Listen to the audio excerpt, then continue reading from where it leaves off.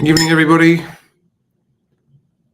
It's a miracle this live stream's happening at all this evening, to be honest. I've been so hungover today after last night's live stream with Steggy, and I've had meetings today in London, and I made the fatal mistake of thinking, just have one drink, hair of the dog, sort me out. And that turned into more than one drink. It was lunchtime and afternoon. Anyway, I apologize in advance for probably fumbling words and that kind of stuff. But let's just get into this video, which is really important. And for the first time, we're also live streaming simultaneously on Rumble. Good evening, everyone watching on Rumble and on TikTok. I've been neglecting you guys for a while. Sorry about that.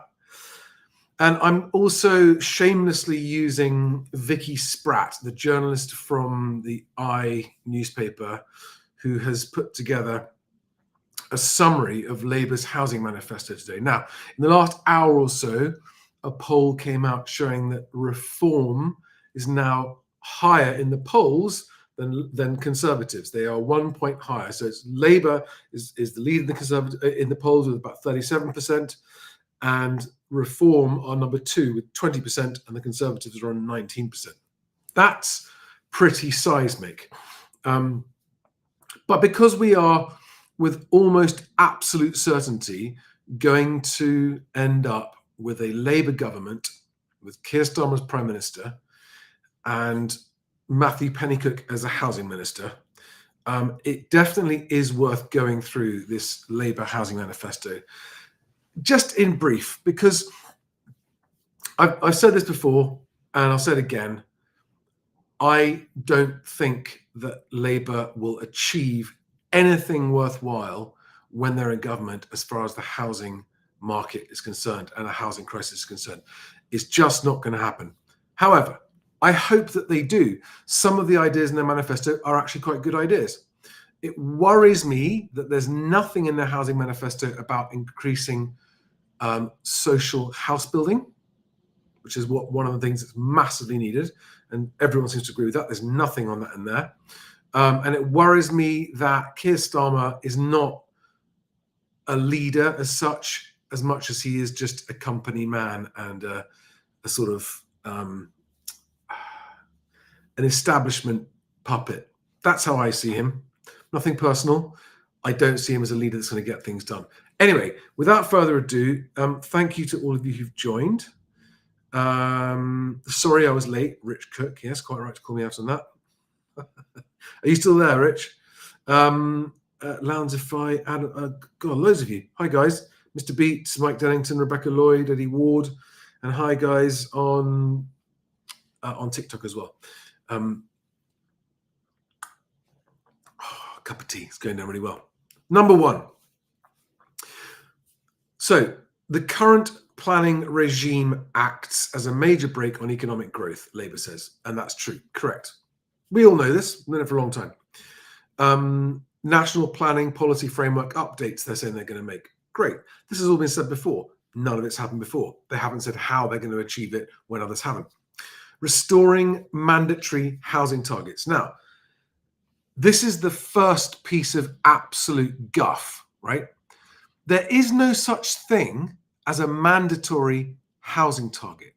It is not, under the current legal framework, a legally enforceable thing to say to private sector house building companies, you must and you will and you shall build this many houses. And if you don't, you'll be in trouble. They can't do that.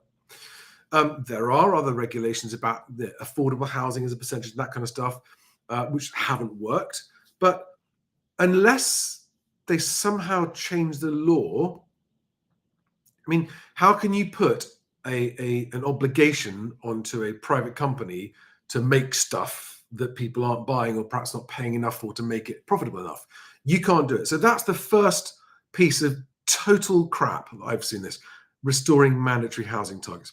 And then they've got this tough action on authorities. This is the kind of thing that sounds good in an election manifesto, but what does it mean, tough action? They're going to rough them up? They're going to wag their finger and say, oh, it's just not good enough? What do they mean, tough action? In a manifesto, you need to spell out exactly what that's going to be. Right.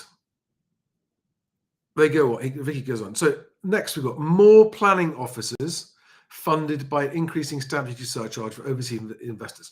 Okay, this again is just another little vote winner, right? And it sounds good, but more planning officers doesn't solve the problems with the planning process. It's not just a capacity constraint. It's not that we don't have enough, although I know that especially actually as the number of planning applications we heard from the government this morning, they published the numbers are down anyway.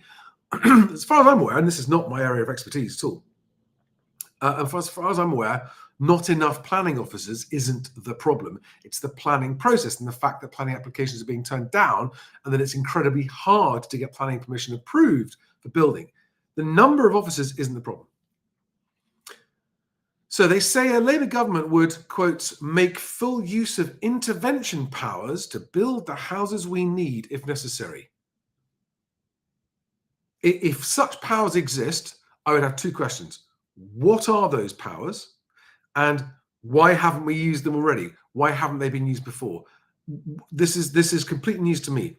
Intervention powers to build the houses we need. I mean, what are you talking about? That's just absolute rubbish.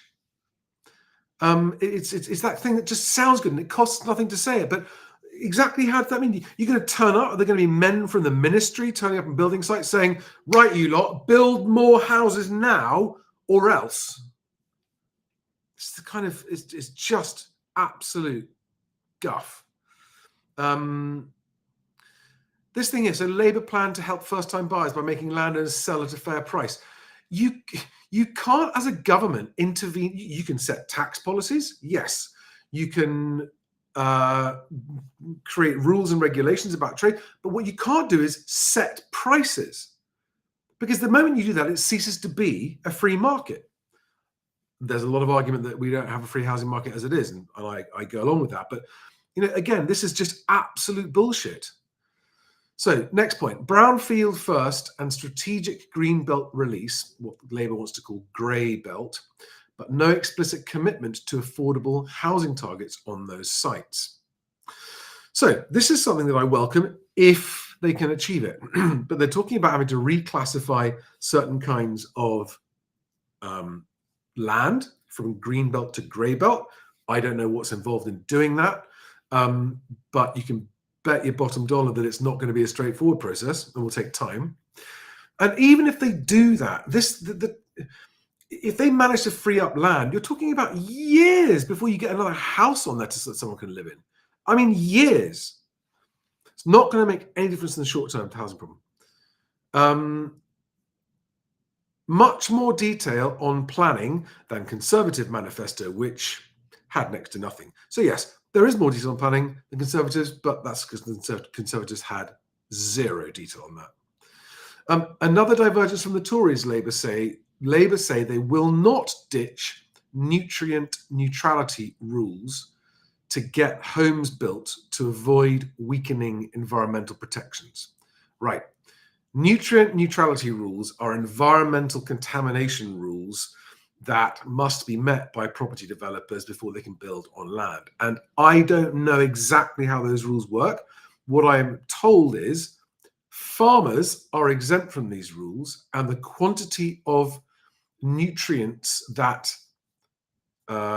don't meet these requirements that come from farmers that just wash off into the land and the waterways are so big compared to the potential of nutrients coming from new house building, that the house building sector says if this nutrient neutrality rule was waived, which actually the Tories are going to do and Labour said no, it would free up over 150,000 homes worth of places instantly.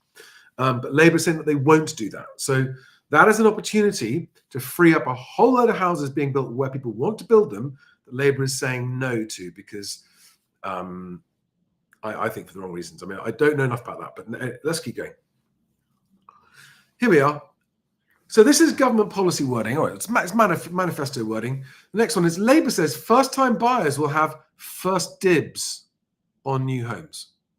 First dibs on new homes. I mean, that's not even a real word. And it sounds good because first-time buyers think, oh, right, we'll get to buy them first. It's not nearly as good as it sounds. They're talking about letting first-time buyers buy homes before overseas investors buy homes. But again, how do you legally put that in place to a company that's going, our overseas investors are offering us more money than the first-time buyers, and there are more of them, and you're telling us we can't sell to those guys? Or we have to wait for first-time buyers first? How long do we have to wait? How much, what price? I mean, that's not going to happen.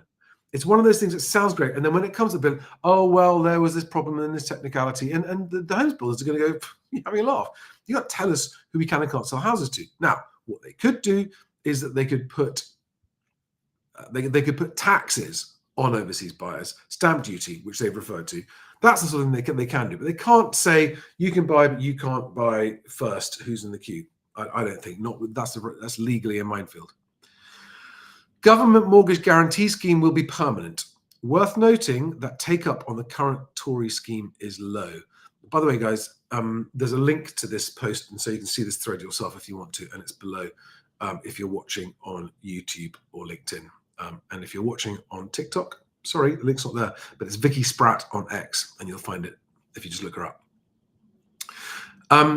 So the government mortgage guarantee scheme is currently a mortgage guarantee. So the government guarantees the bank's risk, or some of it, for 95% mortgages for people with a 5% deposit. Now, the eligibility criteria for that are so stringent that there's a very, very small take-up of those. And what Labour are doing is not doing anything new here. This is not new. It's not a change. It's just that the current scheme is a temporary one that was due to end in June 2025, so a year from now. And Labour is saying that they will scrap that ending of the scheme in June and make it permanent. So it's not a change, okay? And a very small take-up. It's not going to have a big impact. So in renters, Labour commits to renters reform bill, immediate end of Section 21 no-fault evictions, Michael Gove's unfinished business. Right. How that is implemented is critical as to whether it actually ends up being beneficial or not, or whether it ends up scaring too many landlords away. Next one. They say they will empower renters. I mean, this is such corporate fluffy bollocks language, isn't it? They will empower renters. We're going to give you a sword, renters, and with the sword you will have the power to challenge unreasonable rent increases. What power exactly are they going to give you to challenge, and who defines unreasonable? This is just vote grabbing crap. The next one is good, which is they're going to extend Awab's law on standards to the private sector. So Awab's law was that law that was brought about when that poor 2-year-old kid died from mold, for being in a damp property, basically, that the council did not rectify the damp problem. And Labour is saying they're going to extend the new laws that came in after that to the private sector as well. So private landlords will also be legally bound to upgrade them and to deal with that kind of any health-related problems. That is good. Yep. Whether they'll do it or not, who knows? But I massively welcome that one, definitely. Renewed focus on building safety, making sure buildings are fixed more quickly. Thousands still covered in unsafe cladding. Okay, sounds great. Absolutely makes sense. I would support that too. But what is Labour going to do to speed the process up that the Tories couldn't? They never say it. They just go, oh, we'll do that. Yeah, we'll do that. How? You never say how. For leaseholders, they're going to be committing to all Law Commission recommendations. Right to manage and common hold will be welcomed. Yep, that's good. If they can get it done, that would be great. Common hold as default tenure. Not going to get too technical now, but this is a change to leasehold. Gove explored that but back down. Ground rent reg, but no figure specified. I think that's a ground rent cap. An action on unfair service charges. Again, without the detail, it's meaningless electioneering. On homelessness, there is no explicit commitment to housing first, as had been rumoured to be on the table. right? Why? Because it's not a vote winner, because people don't care about housing, homelessness enough, sadly. But instead, Labour promises a new cross-government strategy to end homelessness, but no dates out there. The new cross-government strategy is just meaningless, right?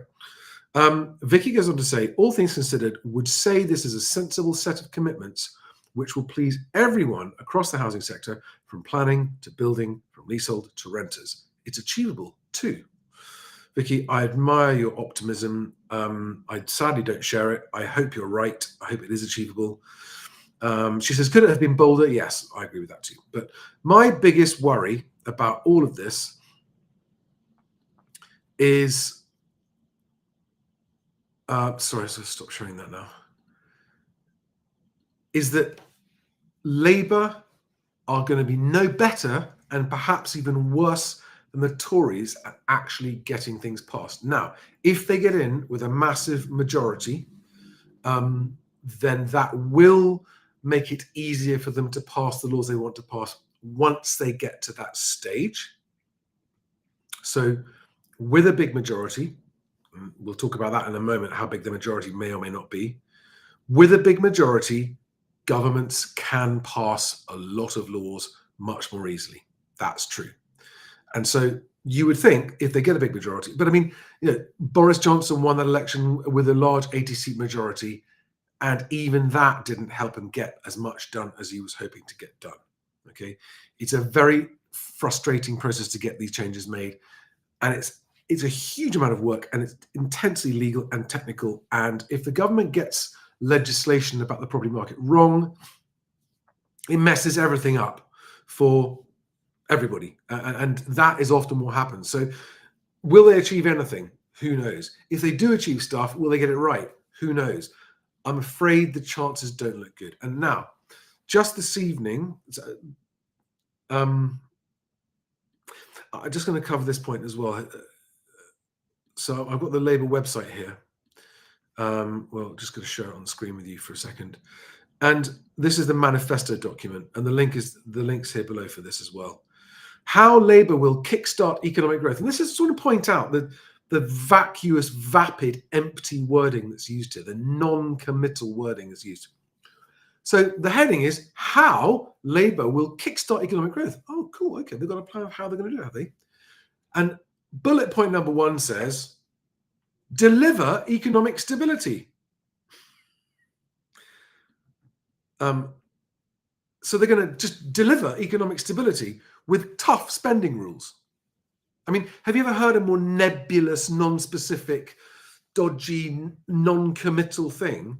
And this is supposed to be a bullet point explaining how they're going to kickstart the economy. A new partnership with business to boost growth everywhere. What does that mean? I'm a businessman. What does it mean? How are you going to boost my business with a new partnership? And what partnerships are you talking about? Doesn't say anything. A national wealth fund to invest in jobs. Not much information on exactly how that works either. Planning reform to build 1.5 million new homes.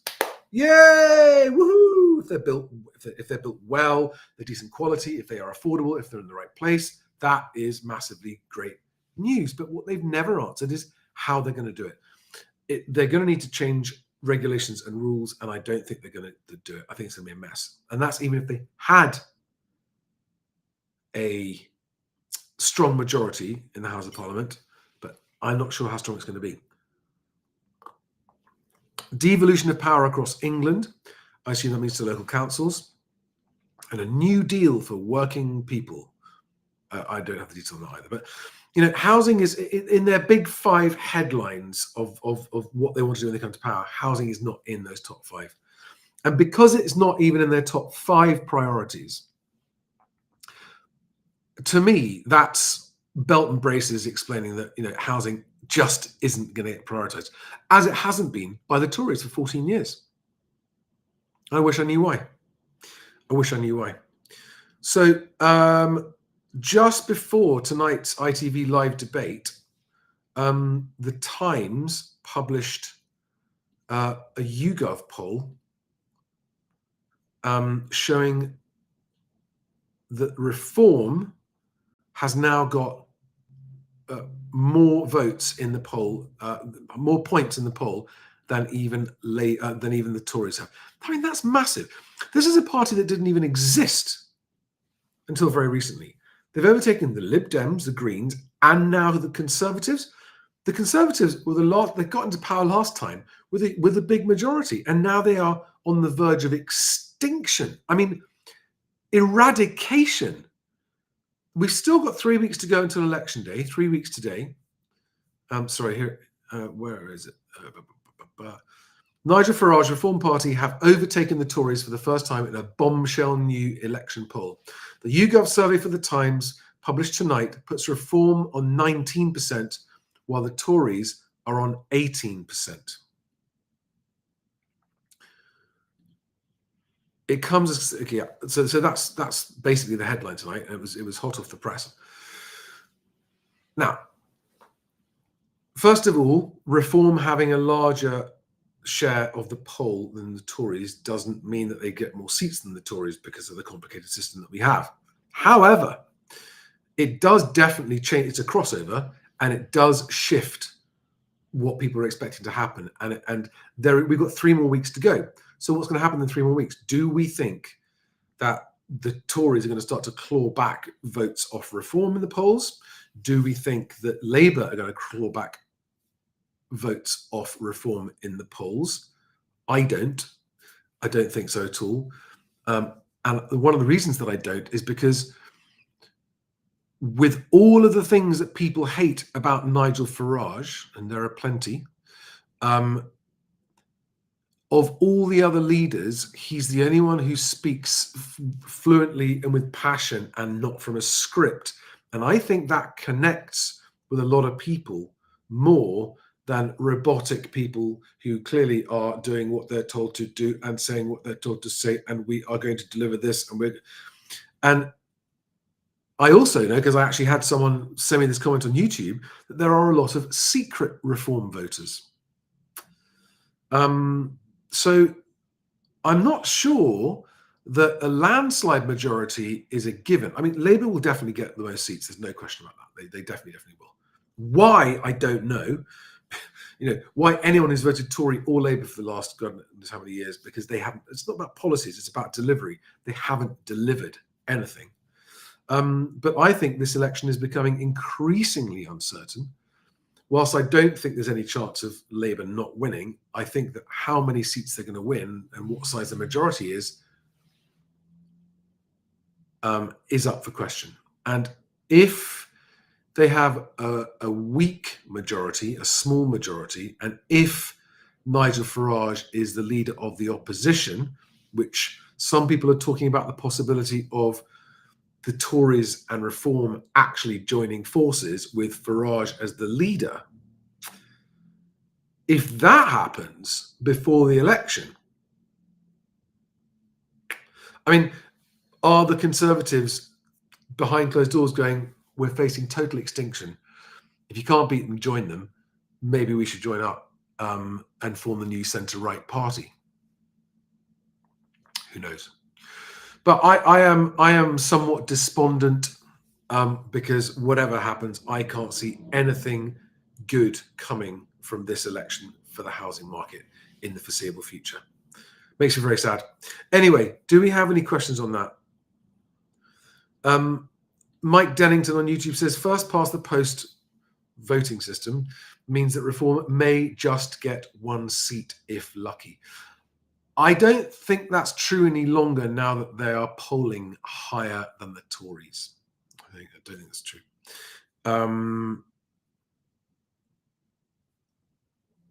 Eddie Ward says, I hope they make leasehold and service charges ground rent system fairer.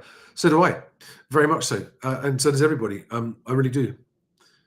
SJT Fun Club says, Labour are absolutely useless. I've lost all hope for any meaningful change.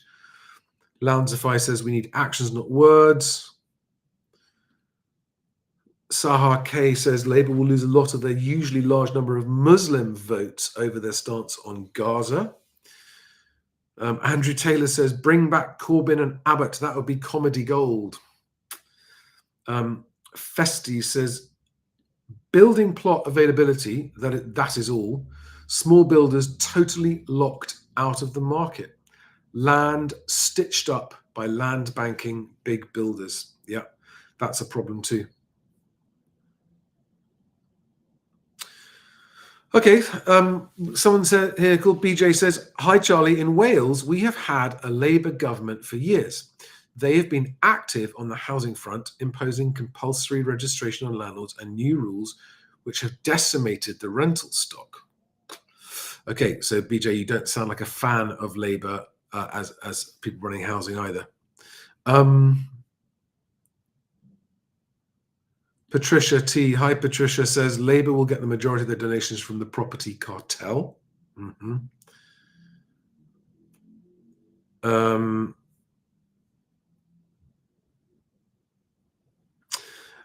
Someone says, I doubt Labour will win outright. I think they'll be forced to form a coalition government. I also have said that. I've been saying that since last week. There is a chance of that happening. Not saying it's likely, but I do think there's a chance of it. Andrew Taylor says, BJ, yes, I've noticed loads of ex-rental properties coming to the market in Wales. So this is basically, in Wales, it's some evidence that Labour policy on housing has resulted in a loss of rental market properties. Clown manifesto written as a Christmas wish list by a 6-year-old. Yeah, I don't disagree with that, Patricia. Yeah, Mike Dennington says both parties have been saying they'll build homes and neither have been able to build 300,000 homes a year. It won't happen. Agreed. Nikki Nike says, how do I get hold of an affordable house? I suspect I'm still expected to pay double the proper price for a private house. Yeah. Who gets an affordable house? What does it cost them? Very good point. And that's exactly why that problem won't get solved unless the government decides to build social housing and keep it.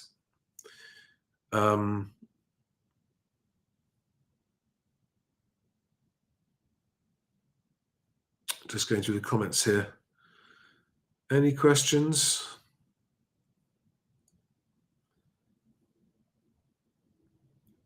Some funny comments here. All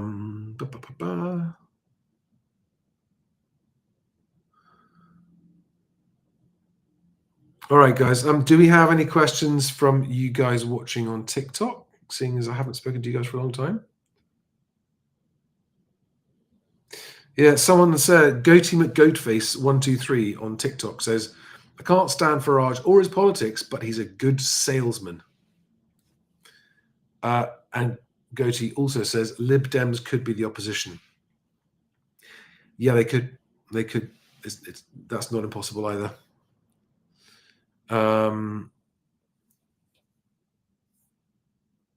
But guys, that's probably going to be it. Did I see the word flag shaggers somewhere there? Who's that? Yes.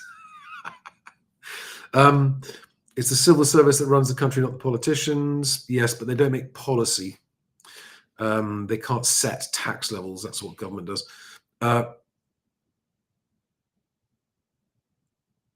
Sophie says Tories are traitor globalists. They'll flood you with immigration whilst lying to reduce it because the elites benefit from mass immigration. Cookie Monster says it's the Masons that run the country on behalf of the Crown, not the MPs. Some interesting comments here. I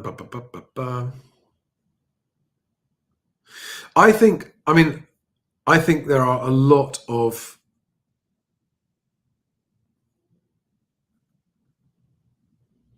Okay, Alexander Jones says, Charlie, this is the timeline. Reform gains over this weekend, Conservatives collapse, hung Parliament, Lib Dem coalition, reform opposition, and then proportional representation, a new voting system in the UK. It's interesting. Yeah, I can see that happening. So a Labour Lib Dem coalition with reform as the opposition. Yeah, I can see that happening. That's an equally likely outcome, I think. That's probably slightly more likely outcome than reform being in opposition.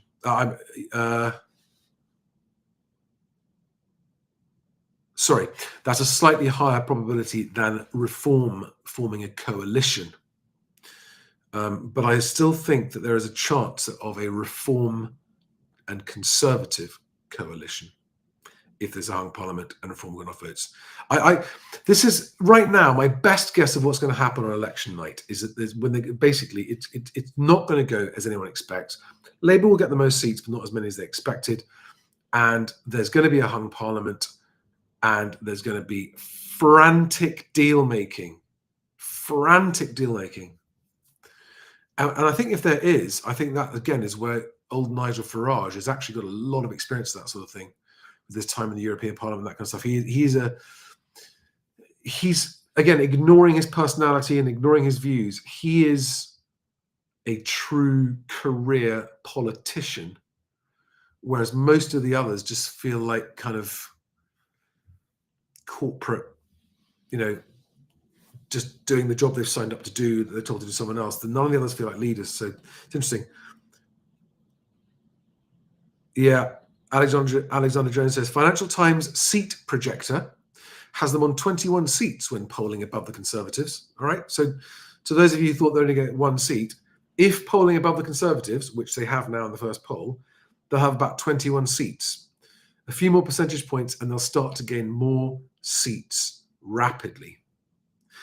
This is what it feels like, I think, when leading up to an election that ends up being a massive surprise, a massive unexpected outcome. I don't know what's going to happen, but I don't think it's going to be easily predictable.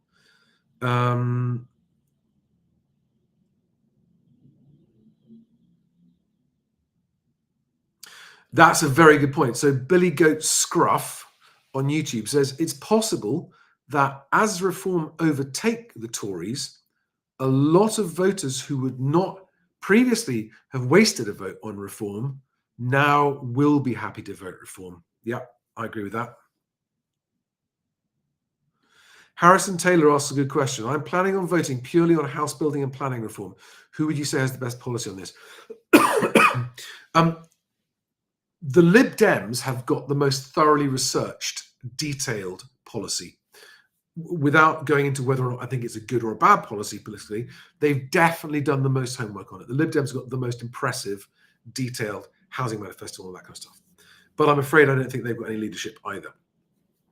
But it's certain. One of the problems is that they're planning to do. They've got a few measures, the Lib Dems, that are going to reinflate house prices, right? So that's a bit of a problem. George Galloway's Worker Party has the second most impressive housing manifesto. Again, ignoring whether or not you agree with the policies, it's the most thought through and the most detailed one after Lib Dem. Then it's Labour, and then the Tories just don't have one, basically. I want to just say this quickly, right? One of the things that could happen this election, I was thinking about this today as I was walking through London. It might end up being a record low turnout because of how fed up everyone is with politicians and politics failing us. And I think a lot of people just don't, I don't know who to vote for, and I don't want to vote for any of them. Now, if it is it's just a possibility. If it's a very low turnout, then the volatility of what happens is much more unpredictable, much more unpredictable. And I think for people who are completely undecided on voting but would like to vote and don't want to waste their vote, I think I'd approach it this way. I'd go, what's more important to me personally as the person deciding who to vote? Do I care more about national issues, or do I care more about local issues in my local community? And if I cared more about national issues, I'd be looking at the party's national policies on taxation, housing, and that kind of stuff, right? If I was voting about my local community, I would be voting based on who I thought was the most impressive, passionate candidate, no matter what party they were from, as a local MP that would actually get things done. So, in other words, I would possibly vote for two different parties under those guises. And by the way, everyone, I've been politically neutral my whole life. I have voted 4 different ways in the last 4 elections. In the past, I have voted Labour, Tory, Lib Dem, and Green, actually. So I am a student of politics, have been since I was a teenager. I've always been neutral. I've never just gone with one party, think it's the right party. I've always found it fascinating to watch and observe almost as an outsider. I think it's important to use your vote. I really do. I don't believe that not using your vote achieves anything. So I've got a question here from Imdadul Haq, who says, is it worth holding up till after the election just in case Labour sneaks in a stamp duty cut last minute to win votes? I mean, if you're not in a hurry, I suppose there's no harm in doing that. Richard Armstrong Finity says, assuming Farage gets the numbers, he'll be able to call the shots on a coalition with the Conservatives. That would mean a clearing of the stables. Yeah.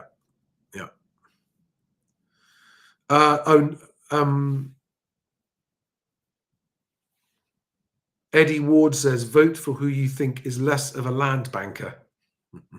Rishi or Keir.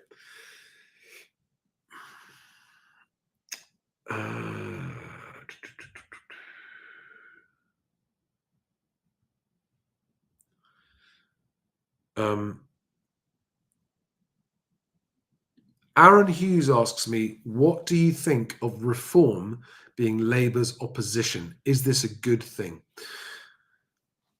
So, if reform was in opposition but Farage wasn't their leader, I wouldn't think it'd be a good or a bad thing, because I don't think it would make much difference either way. Nigel Farage is a self-confessed agitator. He's a campaigner on issues, and he is also a bloody nuisance, to describe himself. And he knows the political system so well that I think he'll probably be the most effective opposition that a government has ever had to face. I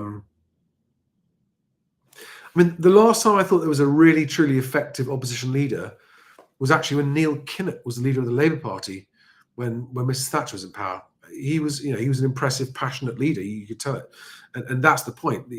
Keir Starmer is just devoid of any passion whatsoever. He tries, but he's just not there. My YouTube viewers are asking me to ask TikTok how you guys see Farage.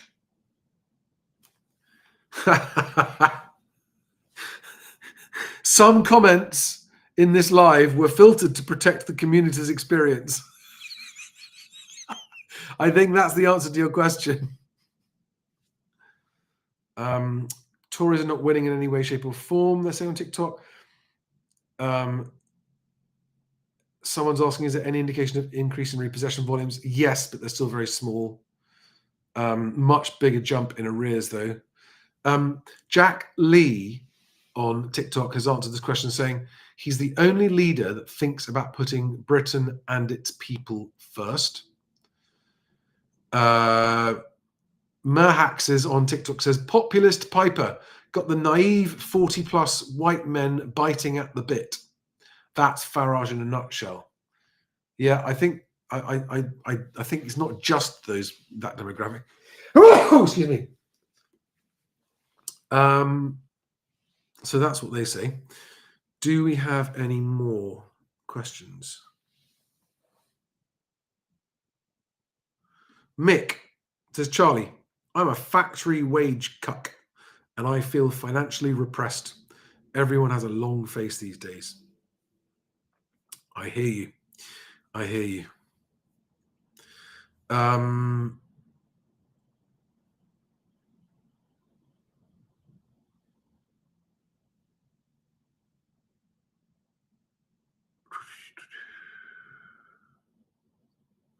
Harry Dance challenges me saying, do you realise the more seats Reform win, the less likely there will be a hung parliament? Some of your points contradict themselves. Well, that's a matter of opinion, Harry.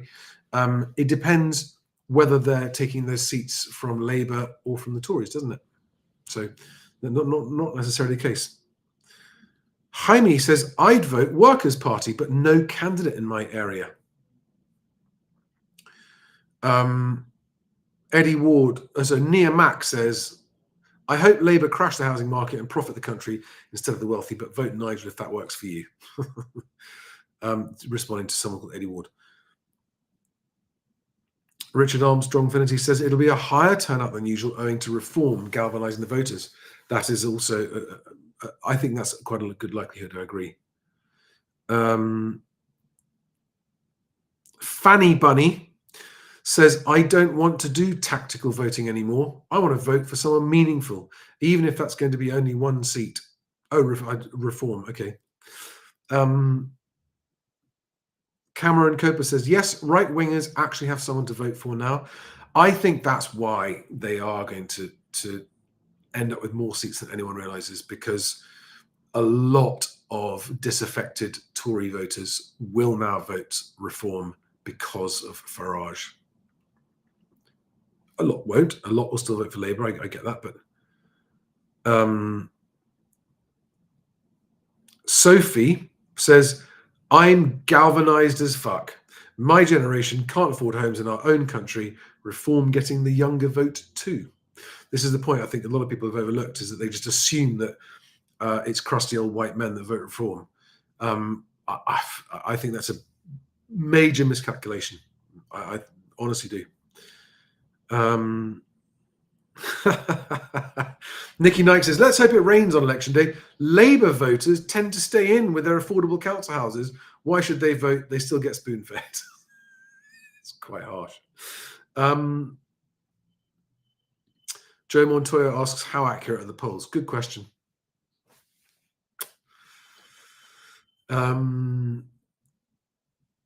Cookie Monster says, Starmer is a massive bell, even bigger than Rishi.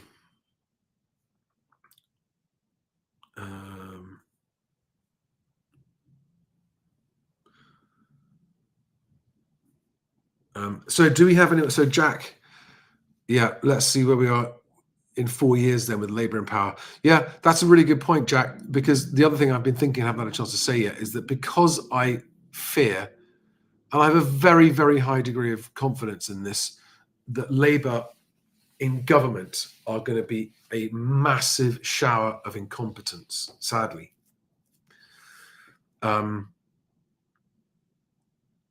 They're not going to get, they won't, it won't be them in power after the next election. And some people are saying that they reckon that Starmer will be replaced as leader by Angela Rayner after 3 years. Interesting thought.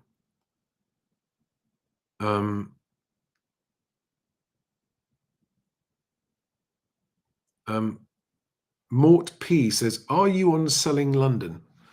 Nope, but I know the bloke who is. Actually saw him today. Labour won't last 4 years if they win. Oh, here we are. Robin Gibson on TikTok says, I'm 29, voting reform. Joseph Reed says, can you give your opinion on reform being classed as a limited company?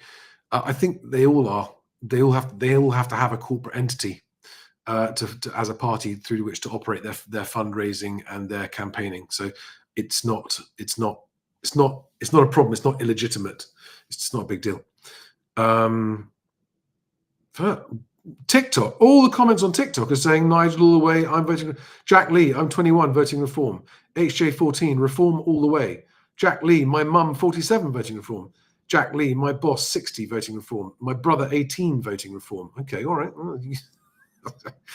Louise, Nigel all the way.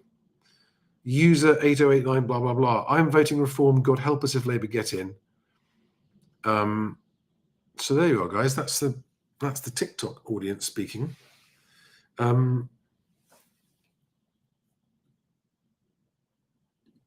Harry Dart says, if Nigel merges with the Tory party to become leader, he'll have to watch his back, as they'll no doubt do to him what they did to Boris once they think the danger has passed. I don't think Nigel is as naive as Boris and as foolish. He's too clever and calculating. I've met Nigel a couple of times. I've interviewed with him a couple of times, and I've had conversations with him off camera and stuff. And one thing about Nigel Farage is he is not stupid. He is a very astute, switched on guy. He really is. Very bright, and he gives a shit. Yeah. That's very clear. Again, ignoring his politics, ignoring what you think of him, his personality or his character, he is clever. Do you see the housing market slowing down? Aaron Hughes says, do you see the housing market slowing down over the election period and into a new government? Yes, I do. And I have seen that. And in fact, I've had it confirmed to me today by people that that is indeed happening. It wasn't happening until Nigel threw his hat in the ring. And then that's definitely, I've noticed a massive slowdown on almost everything. The election is now, it was boring and no one was really paying any attention to it. And suddenly it's got spiced up. And so everyone's attention on social media and in the press and everywhere else is all going on election talk. Although I did do a survey and only about 1 in 4 people who are in the process of moving said that it was affecting the speed of their moving plans. So, you know, but I mean, that's still, if 1/4 of people who are moving press pause, that will come across as a big slowdown in the market.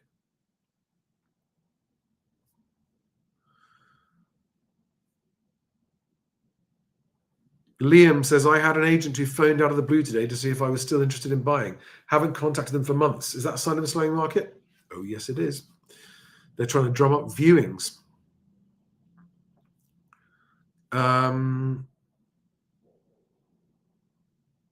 Yeah, Sunak's all-time low.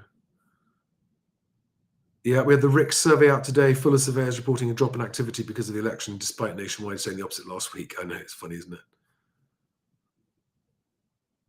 Mick says, I'll vote for anyone but Tory or Labour. I don't care anymore. Aaron Hughes says, I'd love to see Angela Rayner as PM. She would shake things up and I believe she gets things done. She's got passion and knows how much ordinary people struggle, very down to earth. Yeah, I would, given the choice between Keir Starmer or Angela Rayner, I would vote Angela Rayner as well. What she lacks in experience, she makes up for in passion, and you get the impression that she wouldn't suffer fools and she won't fuck about and she would get stuff done. Alexander says, yep, Charlie, this is why I asked about TikTok. He's broken through there and is cutting through. Connor Atkins on TikTok says, is anyone else feeling politically homeless? Someone says Labour's full of lefties and wokies. I'm trying to give a rounded, impartial, neutral overview here, guys.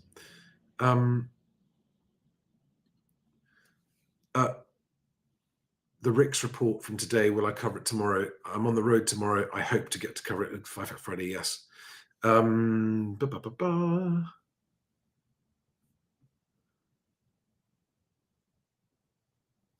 Just looking for any more.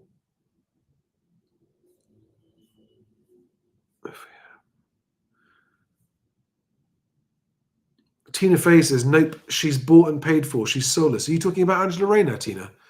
I'm surprised to hear someone say that. I didn't think that she came across that way. Patricia T, I agree with that. Hoping the young go voting. Any policies will affect them first. You are the future of the country. I completely agree with that.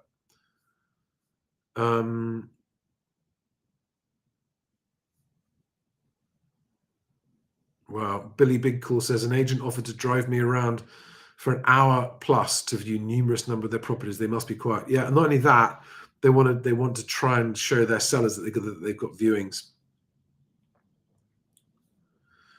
Eddie Ward says, what will happen to interest rates if Labour win? Well, apparently, it's up to the Bank of England what they do with interest rates. It makes a difference who's in power, apparently. I'm not saying that is the case or it's not the case, but it's supposed to be the case. But what the Bank of England can do with interest rates is affected more by what's happening in America and in Europe than they care to admit, number one. And number two, we've got a problem here where inflation has come a long way down, but it's now getting quite sticky and core inflation is going up. Wages are still going up, which is a problem for inflation, but also unemployment's going up. It's just kind of, it's the worst of all worlds, and that puts them in a very difficult situation. So I don't know what, I'm still at the moment expecting maybe 125 basis point rate cut this year, which is what I've been saying all year.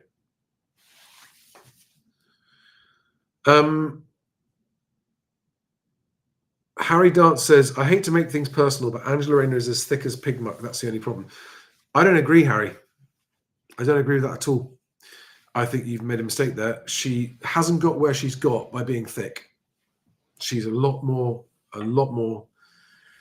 Yeah, there's a big difference. You have some people who've just got a sort of innate, natural talent and ability to get things done, even if they're not as well informed and as perhaps as technically educated as some people are. And then you get people who are very well technically educated, but like Keir Starmer, the barrister, but are just sort of gutless wimps who won't get anything done. And in politics, getting things done is more valuable than being clever but not getting things done. And this is why I think Farage would make a good leader of the opposition, ignoring his politics, because he is clever. And he does get things done. He's not an intellectual, I don't think, as our Nigel, but he's sharp, if you know what I mean. And Angela's quite sharp. Aaron Hughes asks, how easy would it be for a new government to implement leasehold changes? Not easy at all, Aaron. Not easy at all. I've got a guy I know who is he's 30-year career as a leasehold expert, and he's like, ignoring whether you want to or not want to, just the technicalities of doing it are going to be very, very difficult. He called it a Gordian knot.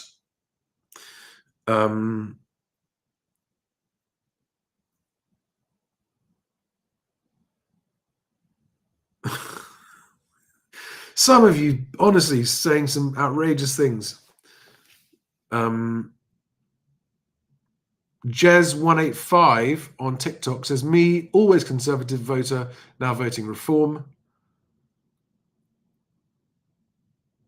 HJ14 says, I assume he's talking about Nigel, the only leader with balls to say it how it is and not lie and dodge questions, or do you mean Angela Rayner?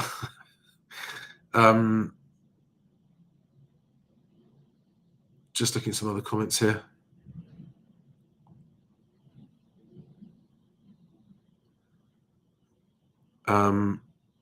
Yeah, Mr. Fibble on TikTok. Are you guys, honestly, you can't judge people by just the clips of them that you see on media and the TV. Angela Rayner is not thick, I promise you. I promise you. You know, she has not got where she has by being thick. Grom Boba asks the best question of the evening. When will the governments reclassify cannabis?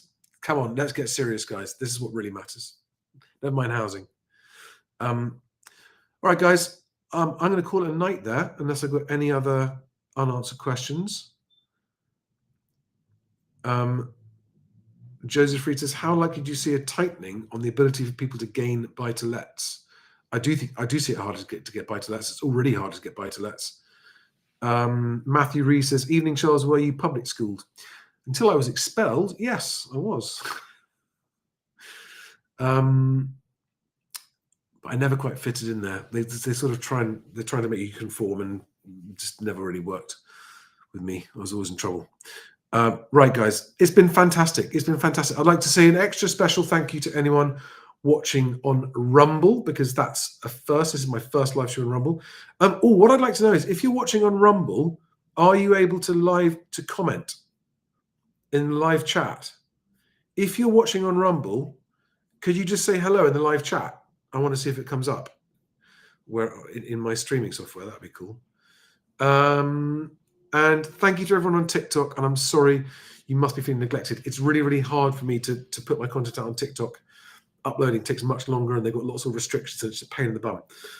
But I will, guys. It's Friday tomorrow. 5 Fact Friday coming tomorrow. It might be a quick and dirty one from the road. Thank you all for watching. I'll see you on the next one. Have a good night. Bye, guys.